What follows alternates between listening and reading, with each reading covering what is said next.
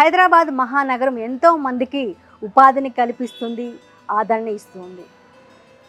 ఎవరు ఆకలితో అలమటించకూడదన్న కాన్సెప్ట్తో పెట్టింది అందరిల్లు.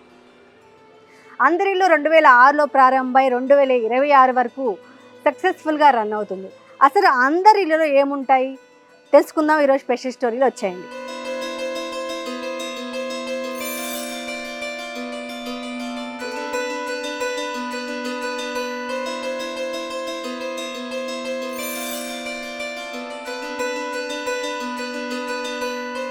నేను హైదరాబాద్కి వచ్చే ముందు దిల్షుక్ నగర్ అని చూస్తున్న వీడియోలలో సెర్చ్ చేస్తూ ఉంటే అక్కడ అందరి ఇల్లు అని నాకు యూట్యూబ్లో కనబడింది.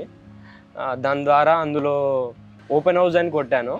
దాని ద్వారా ఇక్కడికి ఓపెన్ హౌస్కి వచ్చి ఇక్కడ ఇలానే నాలానే చదువుకున్న వాళ్ళని అడిగాను, ఇది ఏంటన్నా, ఇది ఎలా ఉంటుంది అనేసి. నాకు ఇక్కడ చాలా మంచిగా అనిపించింది. అప్పటి నుండి ఇంకా నేను ఫస్ట్ డే ఇక్కడికి వచ్చాను. అప్పటి నుంచి ఇంకా నేను ఎక్కడికి స్టడీ హాల్కి వెళ్ళలేదు, ఇంకెక్కడికి వెళ్ళలేదు, ఇక్కడే ఉంటున్నాను. ఈ ఓపెన్ హౌస్ అనేది నాకు ఎలా తెలుసు అంటే, మా కజిన్ కూడా ఇక్కడ ఒకరు ఉన్నారు అండ్ మా ఫ్రెండ్స్ కూడా ఇక్కడ ఉందని చెప్పారు. సో వాళ్ళ వల్ల నేను ఇక్కడ రావడం జరిగింది. ఇక్కడ ఏంటంటే మనం వండుకోవాలి, మనం కడిగేసుకోవాలి, తినేసి కడిగేసి మళ్ళీ ఆడ నీట్గా పెట్టేసి వెళ్ళిపోవాలి. ఇక్కడ మనం చదువుకోవడానికి మనకు ఏదైనా బుక్స్ కావాలన్నా, ఏదైనా ఫుడ్ గురించి కానీ ఏం కావాలన్నా అన్ని ఫెసిలిటీస్ అవైలబుల్గా ఉన్నాయి ఇక్కడ.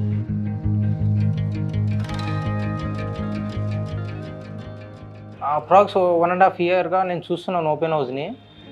చాలామంది వస్తుంటారు, పోతుంటారు, ఎవరి అడగడానికి ఉండదు, ఏముండదు. మన ఇంట్లో అయితే మనం ఏ విధంగా ఉంటామో అలాగే ఉండొచ్చు, ఫ్రీగా ఉండొచ్చు, ఎవరు అడగడానికి ఉండదు, ఎటువంటి భేదాలు చూడరు.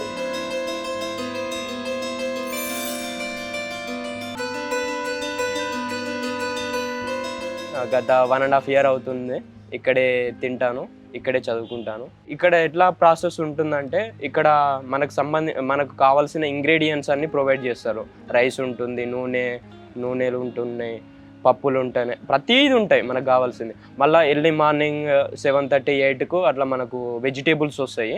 ఆ వెజిటేబుల్స్ తీసుకొని వండుకోవచ్చు. మనకి ఇష్టం అవుతే బయట నుండి ఇంకా మార్కెట్కి వెళ్ళి వేరే వెజిటేబుల్ తీసుకొని వండుకోవచ్చు.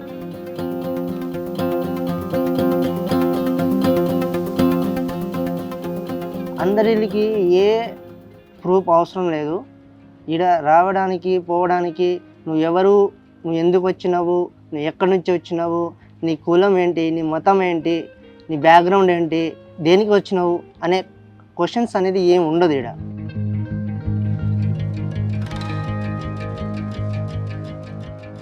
చదువు విషయానికి వస్తే చాలామంది బయట అనవసరంగా ఎక్స్పెన్సివ్ చేస్తూ ఉంటారు. ఇక్కడైతే మనకు చాలా హెల్ప్ఫుల్గా ఉంటుంది. సార్ కూడా గైడెన్స్ ఇస్తూ ఉంటారు, మంచి చెడు, ఇంకా స్టడీ పరంగా ఏ విధంగా ముందుకెళ్ళాలి, ఏ విధంగా అనేసి గైడెన్స్ ఇస్తూ ఉంటారు. ఇప్పుడు నేను చదివిన తర్వాత కొన్ని డొనేషన్స్ టైప్లో బుక్స్ వచ్చినవి ఉంటాయి. ఇక నేను చదివిన తర్వాత నా బుక్స్ కూడా ఇక్కడే పెట్టేసినవి ఉంటాయి. ఇంకా సార్ కూడా తెప్పిస్తారు, ఏమైనా ఆల్టర్నేట్గా ఇంకా ఎక్స్ట్రా ఏమైనా బుక్స్ కావాలంటే సార్ కూడా తెప్పిస్తారు.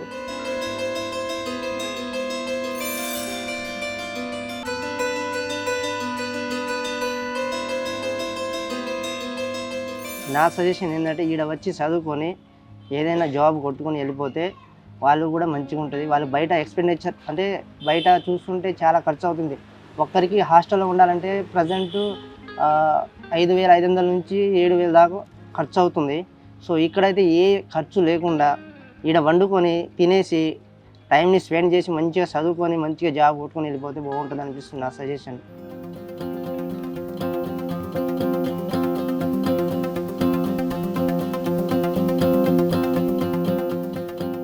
ఇక్కడ హైదరాబాద్కి వచ్చినప్పుడు నేను రెంట్ పే చేసి కూడా రూమ్ ఓనర్కి భయపడుతూ ఉండేవాడిని.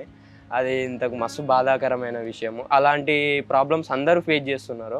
కానీ ఓపెన్ హౌస్కి వచ్చినప్పుడు ఇది నాది అనే ఫీలింగ్ కనబడుతుంది. అట్లాంటప్పుడు మనము మనసు నిండా సంతోషం ఉంటుంది, ప్రేమ ఉంటుంది. అప్పుడు మనం చదువుకుంది కూడా మంచిగా అర్థమవుతుంది. అలాంటిది హైదరాబాద్లో ఈ ఓపెన్ హౌస్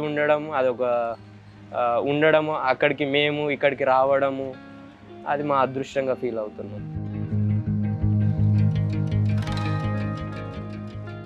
ఈరోజు సమాజానికి అందరి ఇల్లు అనేది చాలా ముఖ్యం. ఎందుకంటే ఇక్కడ ఫుడ్, ఎడ్యుకేషన్ కాకుండా మనిషి ఏ విధంగా బతకాలి ఈ సమాజంలో, అబద్ధం ఆడకూడదు, స్త్రీలతో ఏ విధంగా బిహేవ్ చేయాలి, ఎదుటి వారితో ఏ విధంగా బిహేవ్ చేయాలనేది కూడా గైడెన్స్ ఇస్తూ ఉంటారు సార్ మాకు.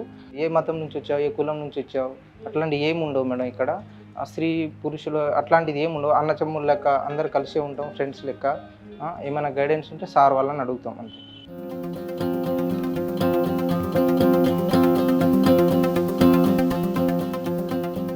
చూశారు కదా అందరి ఇల్లుని.